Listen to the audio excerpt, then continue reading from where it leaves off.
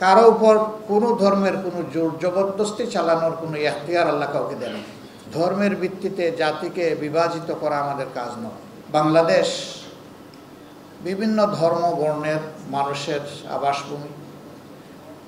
তবে আল্লাহর এটা নিজস্ব পরিকল্পনা যে এখানে শতকরা 90 থেকে 91% মানুষ তৌহিদে বিশ্বাসী। বাকি অন্যান্য ধর্মের যারা আছেন আমরা তাদেরকে তাদের জায়গায় সম্মান করি,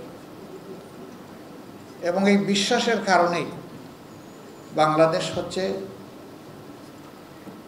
ধর্মীয় সম্প্রীতির একটি বৈচিত্র্যময় লীলাভূমি। আলহামদুলিল্লাহ, আমরা বিগত আন্দোলনে দেখেছি মন্দিরগুলা, চার্চগুলা, পেগোডাগুলা পাহারা দিয়েছে মাদ্রাসার ছাত্ররা, পাহারা দিয়েছে ইসলামী দলের লোকেরা।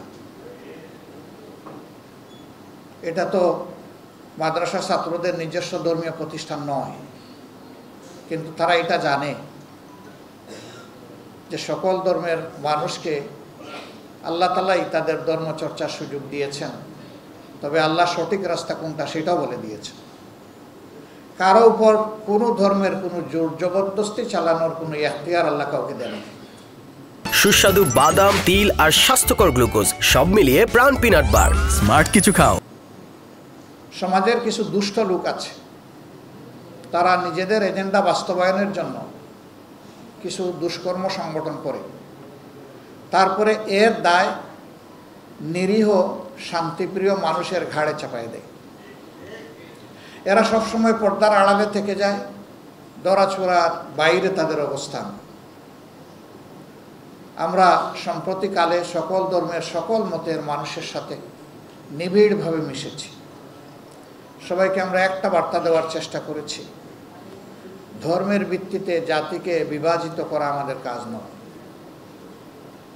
ধর্ম যার যার নিজস্ব চয়েস,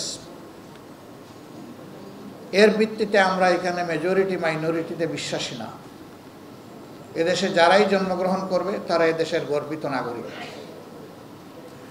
তারা তাদের নাগরিক অধিকার সকলের মতো ন্যায্যতার ভিত্তিতে অবশ্যই তারা ভোগ করবে।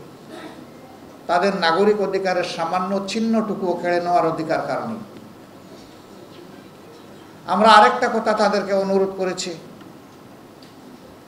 দীর্ঘ অর্ধ শতাব্দীর ঊর্ধ্বে হয়ে গেল বাংলাদেশ স্বাধীন হয়েছে।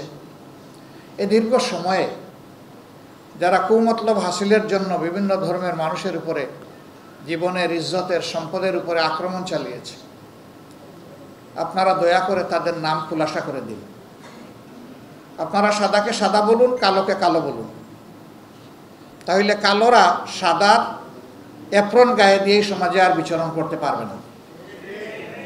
তারা সমাজের কাছে ধরা পড়ে যাবে। আমরা তাকে স্পষ্টভাবে তাদেরকে এটাও বলেছি, সেই কালো ব্যক্তিটি আমি হলে আমার নাম বলে দেন,